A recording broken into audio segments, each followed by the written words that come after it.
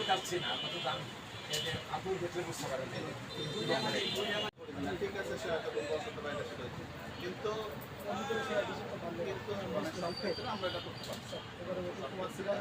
আমরা বলতেছি আমরা জিম্মা নিচ্ছি, আমি এই প্রতিষ্ঠান বলছি যদি তো, এরপরে যদি ঠিক না হয় আমি বন্ধ করে দিয়ে দেন।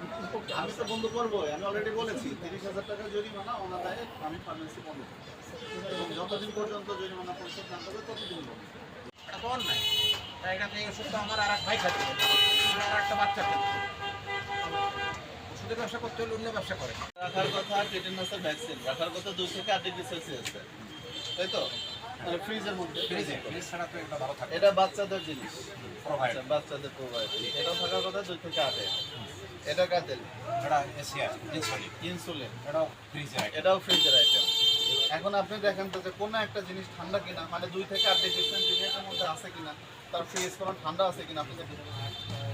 এখন কি চালু হয়েছে আপনি দেখেন